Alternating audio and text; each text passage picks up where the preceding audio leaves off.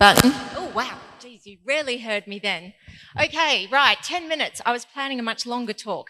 So let's see what we can do. And yeah, thanks for that summary online there. So if you could bring up my slides, please. Thanks, guys. Okay, so there is a paradigm shift going on in healthcare. I'm going to really skip through these and get to the key points. One of the things that, and I've put, I'm sure these slides will get shared with you all, and I've put a few OCR codes for things you might want to read. The point of this paper, I thought it was worthwhile just refreshing what is digital health when we talk about digital health. And the point is where we used to talk about health IT, e-health, digital health is something quite different.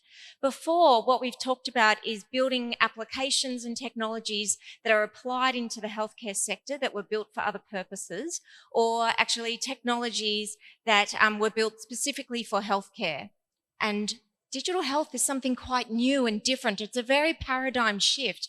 What we're talking about when we talk about digital health is no longer limited to the application of technologies into the healthcare system, but a complete paradigm shift for healthcare itself. Because we live in a digital society. Increasingly, you know, this is being broadcast all around the world, I understand. That's amazing. It's like we're living in the future. So often I think that.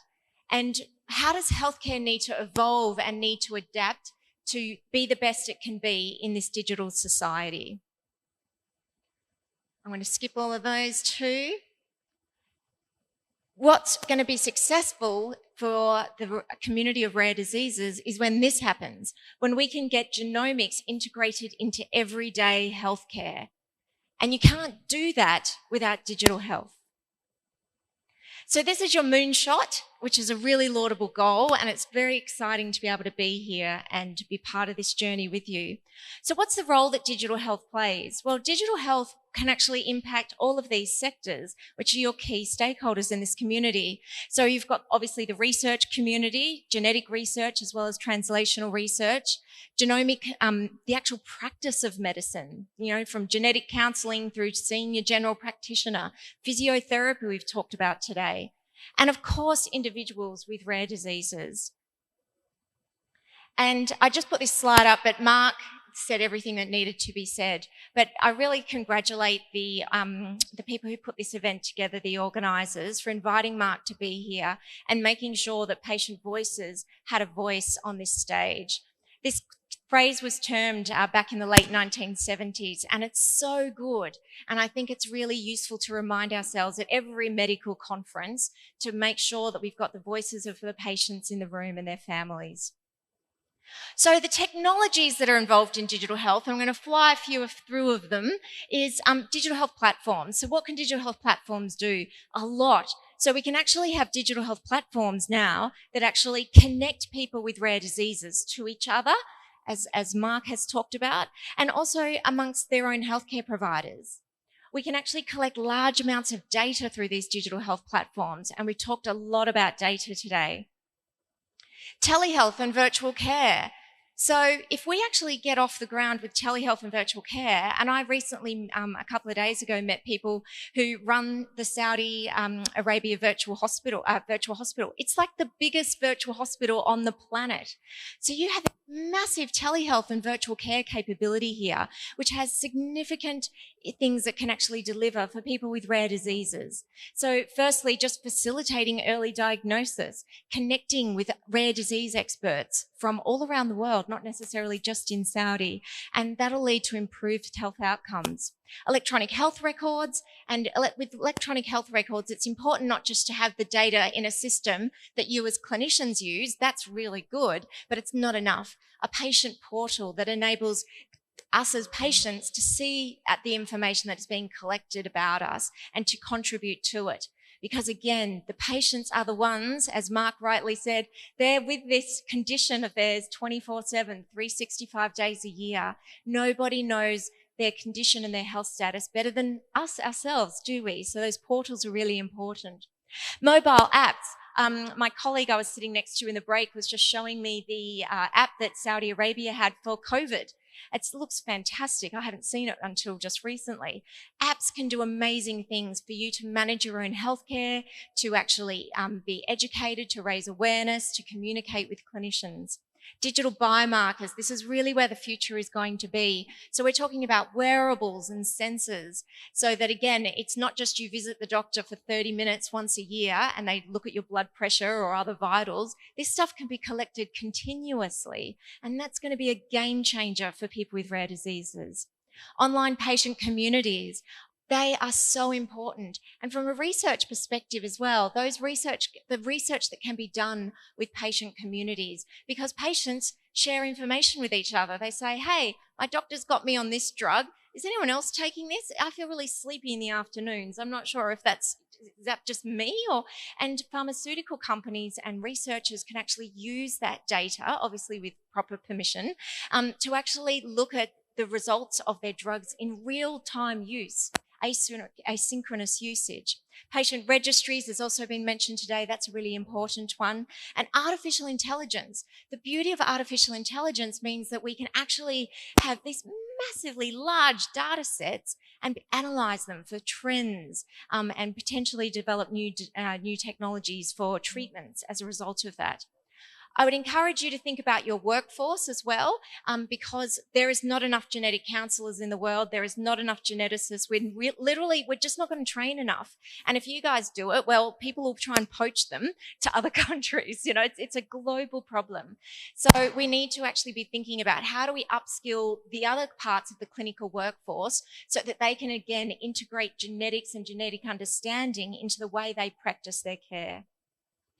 And finally, we've got 4 minutes. Wow, I'm flying through these slides. Okay, now I love a love story, and Mark's, I was thinking of examples I would tell you, but I'm not going to now, because Mark's story that he just told was such a beautiful love story.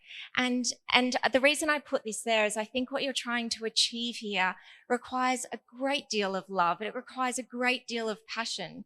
And that's what I've heard on this stage today. That if you want to develop this moonshot, if you want to get there, you require a sophisticated data strategy enabled by digital health. It's very important.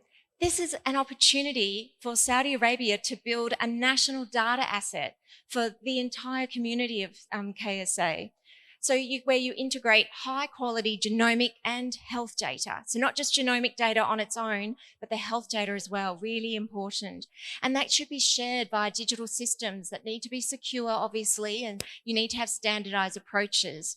Secondary use, the idea that we collect data for one purpose only, and then everything else is additional too, and needs different consent. That is an old-fashioned way of thinking. It's still very prominent in Australia, but I'm trying to get people to see it differently, so that the idea that we collect data for using in multiple places and have consent models built around that. We need policies and processes, and importantly, people with rare diseases need to be at the heart of that story. And I thought I would just share here, and again, I've put an OCR code. This document I actually thought could be useful for those of you who are responsible for, in various ways, building this moonshot and delivering it. In Australia, a few years ago, this digital genomics blueprint was developed. And importantly, as you can see from its title, it's a blueprint for how you manage the information that you need. Back to this data love story that you're all in the midst of. You need to have a good way of actually approaching what data are you going to collect and how are you going to manage it so that you can utilize it to actually achieve your moonshot. Without it, you won't be able to. So this has at its framework a person-centered focus within a learning health system model. And with learning health system models, we know that there is a vicarious relationship between research, genomics research, between translational genomics, and of course the practice of healthcare, the practice of genomic medicine. And so this all needs to be managed within a data management and sharing framework, and keeping in mind the ethical and legal context that you're in as well. And of course, in a learning healthcare system, it's not a linear relationship, is it, between these three parts of the ecosystem? It is this constant sharing of information and growing, certainly the purpose. In this document, you'll see that they developed a draft classification framework for genomic data and information. And so you've got your genomic data, clinical data, and you need that clinical data to be able to appropriately interpret the information that you're getting out of the genomic content. And then, of course, there's all this administrative data, the demographics, and data governance principles around it. 1 minute. Oh, I'm thinking, what have I got next? Luckily, I talk quickly. So look, the world of data, of informatics and digital health used to be quite an exclusive club. You know, if you were in it, great. And it wasn't that hard to get into, but to be honest, not many people were interested. You know, there was a select few people who were drinking the informatics Kool-Aid and they knew how important data would be. Well, that has radically changed in the last decade. It's now a party that everybody wants to be at. It's a movement that everybody wants to be involved in. And to actually get to your moonshot and actually have this data love story actualize, these are the sorts of things to be thinking about. So having interoperability between your data systems, and not just with a national focus, but you know, if you're that person with a rare disease, you might not have somebody else or many people in Saudi Arabia with that disease. The opportunities to collaborate on a global scale here are ginormous, and it's something that you guys can really lead the world in. Having a federated approach to data repositories, as I've talked about access to data, and having nationally coordinated, consistent standards-based approaches for this stuff. And having a cloud-based model, much better, strong governance, and have operational models that actually support the diverse requirements of all those three stakeholders. And those stakeholders being, again, the research community, the actual clinicians who are practicing and caring for patients, and the patients themselves. That's another document you might want to have a look at. So look, thank you very much for having me here. I think digital health and data data enablement is absolutely key to your moonshot. Anything that I myself can do, I didn't write those reports I referenced, but I know people who did, so I can put you in contact with them if they are of interest. And I wish you very well. Thank you very much for having me here. Thank you.